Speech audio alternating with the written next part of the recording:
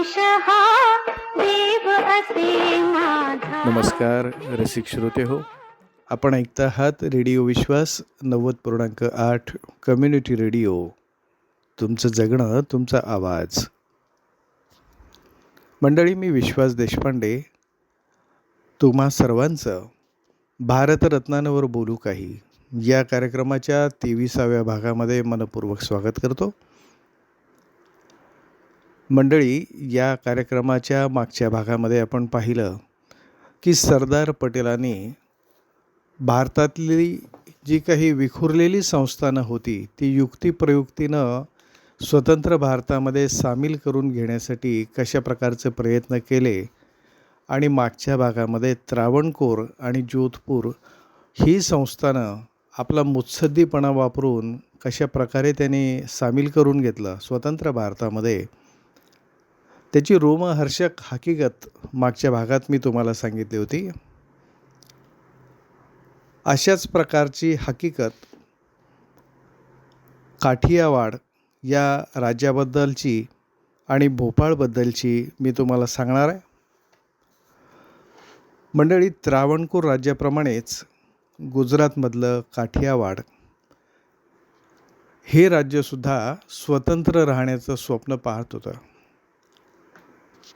काठियावाडमध्ये छोट्या छोट्या अशा 222 संस्थानांचा समावेश होता.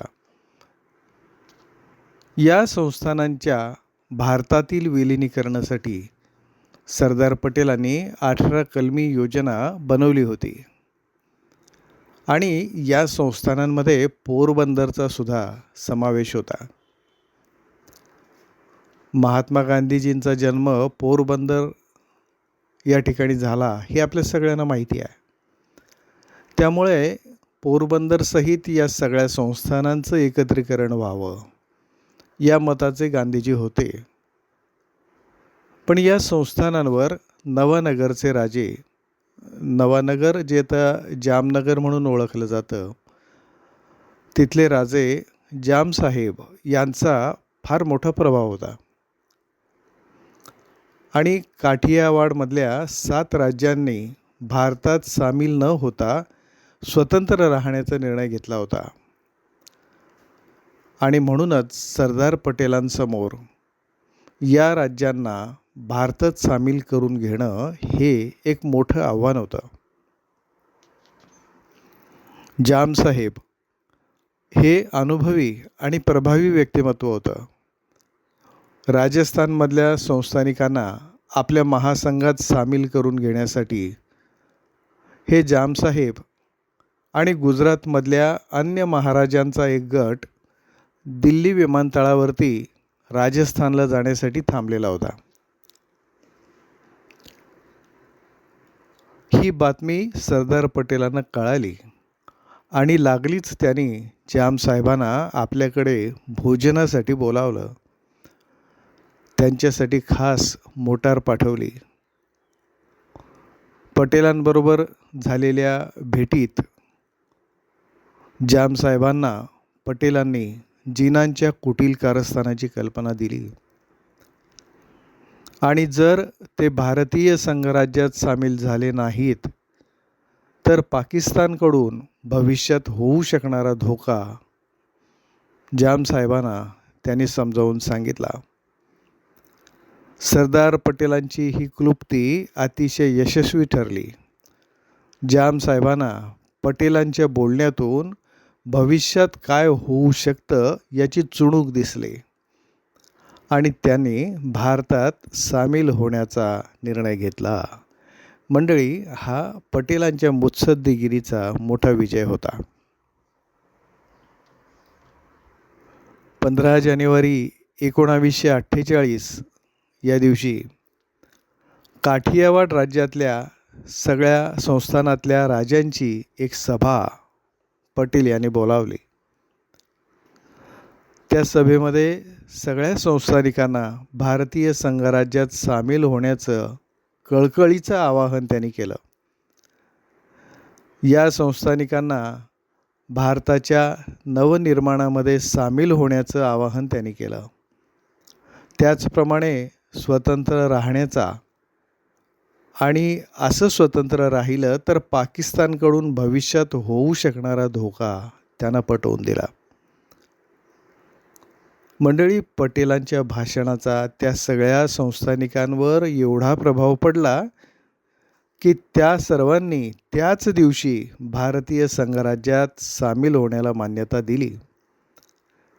या काठियावाडमध्ये 100च्या वर तरी छोटी छोटी राज्ये होती. म्हणूनच पुढे या प्रदेशाचं सौराष्ट्र हे अतिशय सार्थ असं नामकरण करण्यात आलं. यानंतर प्रश्न उभा राहिला तो भोपाळ राज्याबद्दल.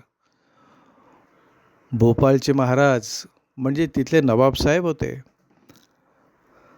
तसं भोपाळ हे राज्य त्रावणकोर, जोधपूर किंवा काठियावाड या राज्यांच्या तुलनेमध्ये लहान होतं. पण या नवाबाचे इंग्रजांशी चांगले संबंध होते. जीनांचा जवळचा माणूस म्हणूनही त्यांची ओळख होती. त्यामुळे इतर मुस्लिम राजे किंवा संस्थानिक त्यांना मान देत असत. आणि या भोपाळच्या नवाबानं हैदराबादच्या निजामाशी सुद्धा संबंध प्रस्थापित केले होते. मंडळी, या नवाबाचं नाव होतं हमीदुल्ला खान. आणि हा नवाब सतत भारतविरोधी कारवाया करण्यात गुंतला होता. काश्मीर ते कन्याकुमारी असलेल्या आपल्या विशाल भारताचे छोटे छोटे तुकडे व्हावेत ही या नवाबाची आंतरिक इच्छा होती. भारतविरोधी राजांचा एक गट त्यानं स्थापन केला होता. जास्तीत जास्त राज्यांनी या गटात सामील व्हावं आणि भारतात सामील होऊ नये म्हणून त्याचे प्रयत्न सुरू होते. इंग्रजांनी भारत सोडल्यानंतर पाकिस्तानात सामील व्हायची त्याची इच्छा होती. त्याशिवाय जिनांच्या मृत्यूनंतर पाकिस्तानचं गव्हर्नरपद आपल्याला मिळेल अशी आशा तो मनात बाळगून होता. पण जेव्हा पाकिस्तानातल्या मुस्लिम जनतेला हे कळलं तेव्हा त्या जनतेनं हिंसाचार आणि जाळपोळ करून त्याचा निषेध व्यक्त केला. या नवाबाला हाताळणं आणि त्याला भारतात सामील करून घेणं ही सोपी गोष्ट नव्हती. पण भारतात सरदार पटेल या नावाचं एक खंबीर व्यक्तिमत्व बसलेलं होतं. आपल्या अखंड भारताचं स्वप्न उधळून लावणाऱ्या या देशद्रोही नवाबाला कसं हाताळायचं हे पटेल यांना चांगलंच माहिती होतं. जसा या भोपाळच्या नवाबानं भारतविरोधी राजांचा एक गट स्थापन केला होता तसाच आता त्याच्या विरोधात एक गट उभा राहिला. यामध्ये मोठमोठे संस्थानिक आणि त्यांच्या अधिकाऱ्यांचा किंवा सचिवांचा समावेश होता. या सगळ्यांनी भोपाळच्या नवाबाचे मनसुबे सगळ्या राजांसमोर उघड केले. तशातच आपल्याला हैदराबादच्या निजामाचं सहाय्य मिळेल या आशेवर तो होता. पण इंग्रजांनी त्याच्या अपेक्षेपूर्वीच भारताला स्वातंत्र्य बहाल केल्यामुळं त्याचा हा मनसुबा उधळला गेला आणि उत्तरोत्तर तो एकटा पडत गेला. त्याला मिळणारं पाठबळ दिवसेंदिवस घटत गेलं. त्याची हिंमत खचत गेली. मंडळी, आपल्या लक्षात आलं असेल की सरदार पटेलांनी मोठ्या चातुर्यानं या नवाबाच्या शक्तीचं खच्चीकरण केलं होतं. तरी काही करता येतं का या आशेनं त्यानं माउंटबॅटन यांना चाचपून पाहिलं आणि त्यांच्यासमोर भारतात सामील होण्यासाठी काही अटी ठेवण्याचा प्रयत्न केला. पण लॉर्ड माउंटबॅटन त्याला चांगलं ओळखून होते. त्यांनी त्याची कुठलीही अट मान्य तर केलीच नाही, पण उलटपक्षी त्याला आता काहीतरी ठोस भूमिका घ्यावी लागेल असं सुनावलं. मग त्यानं विलिनीकरणासाठी आपल्याला भारत सरकार स्थापन झाल्यापासून 10 दिवसांचा कालावधी मिळावा, मग आपण आपली भूमिका स्पष्ट करू अशी माउंटबॅटनला विनंती केली. पण माउंटबॅटन यांनी अशी मुदत देणं फक्त पटेल यांच्याच हातात आहे असं त्याला सुनावलं. पटेलांनी मात्र उदार मनानं त्याला ही परवानगी दिली. पण मुदत दिली तरी नवाबासमोर आता भारतात सामील होण्याशिवाय दुसरा योग्य पर्याय दिसत नव्हता. शेवटी त्यानं शरणागती पत्करण्याचं ठरवलं आणि 25 ऑगस्टला भोपाळ भारतात विलीन झालं. मंडळी, या भोपाळच्या नवाबानं मग आपलं मनोगत सरदार पटेलांना एक पत्र लिहून कळवलं आणि त्या भोपाळच्या नवाबाचं किती मतपरिवर्तन झालं होतं हे आपल्याला त्या पत्रातून कळतं. बघा त्या पत्रात त्यानं काय लिहिलं होतं. तो म्हणतो, मी माझा पराभव स्वीकारला आहे. माझं राज्य वाचवण्याचा मी शर्थीचा प्रयत्न केला, पण मला त्यात यश आलं नाही. जोपर्यंत तुम्ही देशहिताची भूमिका घ्याल तोपर्यंत मी कायम तुमच्यासोबत एक विश्वासू सहकारी म्हणून आहे. आणि आता मी तुमचा समर्थक आणि मित्र बनलो आहे. तुम्ही फक्त हाक मारा, मी तुमच्या मदतीसाठी सदैव तयार आहे. एवढं मतपरिवर्तन त्याचं झालं होतं. अशा रीतीनं सरदार पटेलांच्या कौशल्यपूर्वक परिस्थिती हाताळण्यामुळं स्वतंत्र भारताच्या मार्गातले काटे एक एक करून बाजूला होऊ लागले होते. तर मंडळी, आज आपण इथं थांबूया. मी विश्वास देशपांडे आजच्या पुरता तुमचा निरोप घेतो. पण आपण पुन्हा भेटूया याच वारी आणि याच वेळी. तोपर्यंत तुम्ही ऐकत रहा रेडिओ विश्वास 90.8 कम्युनिटी रेडिओ. तुमचं जगणं, तुमचा आवाज. नमस्कार.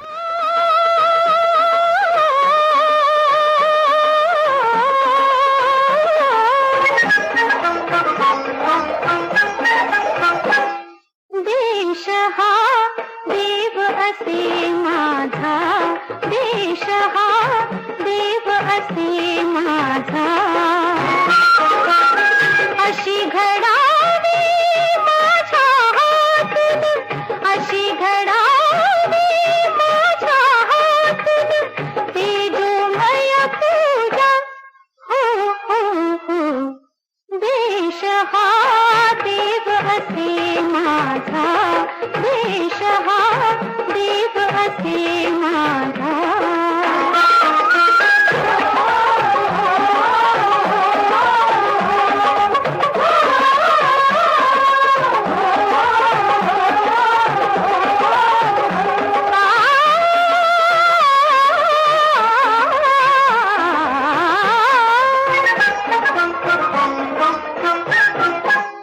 चंदन भावा देहच केवळ, चंदन भावा देहच केवळ. भाव फुलांची भरुनी ओंजळ, भाव फुलांची भरुनी ओंजळ. प्राण ज्योतिनी ओवाळीन मी देवांचा राजा. हो हो हो. देश हा देव असे माझा,